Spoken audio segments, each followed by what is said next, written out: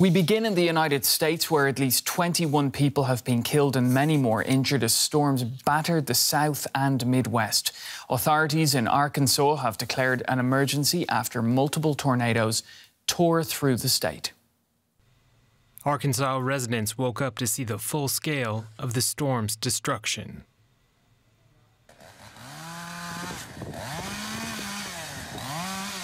Government workers and regular citizens pitched in to make a start cleaning up.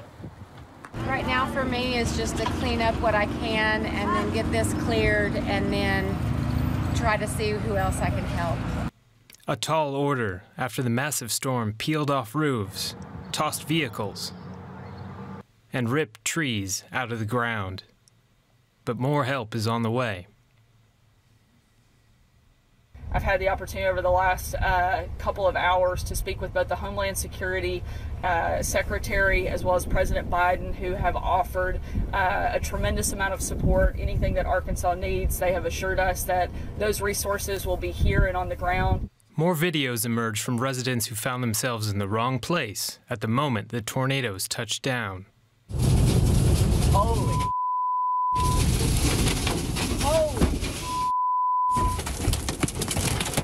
Holy.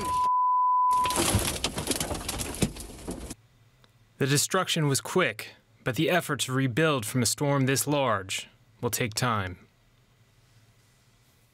Well, for more, let's talk now to meteorologist David Nussbaum, who joins us from New Orleans. Thanks for joining us here on DW, David. Why have we been seeing so many strong tornadoes this year? Well, this is our middle of our tornado season here across the United States. Kind of starts in March, ramps up in April into May. So these are common to happen in this time of year. But this storm was actually a little bit stronger, got down to about 980 millibars, a little stronger. When you get that strong of a system over land, you can get pretty good, strong tornadoes. And indeed, we did have that from parts of the United States in Iowa, Illinois, Indiana, Arkansas, back into parts of Mississippi, Tennessee, even here in Alabama as well, too. So this time of year, we can get these. You just have that warm, humid air coming up from the Gulf of Mexico, meeting that colder air from up in Canada. They clash together out there. You get a strong front to come in, and these thunderstorms thrive on energy, the warm, humid air. And indeed, we did have quite a few of them. And unfortunately, this won't be the last we'll have this spring. Tell us, is there a link between climate change and the frequency and intensity of tornadoes? Right now, there's no study that says that. Obviously, with some warmer, more humid air coming from the Gulf of Mexico, that does become fuel for some of these storms. It may lead to more humid air, which those storms thrive off of, but studies are still ongoing as to the small impact of a tornado versus a global impact, what we're seeing. Now, the United States is, let's say, particularly affected by tornadoes. Can you explain to us why that is? It's just the setup of where we are on the face of the earth. We have our Rocky Mountains over the western part of the country. We have our Appalachian Mountains over the east. And in between, you have this river valley right where the Mississippi River is. And that allows all this warm air to come up from the south, meaning cold air from the north.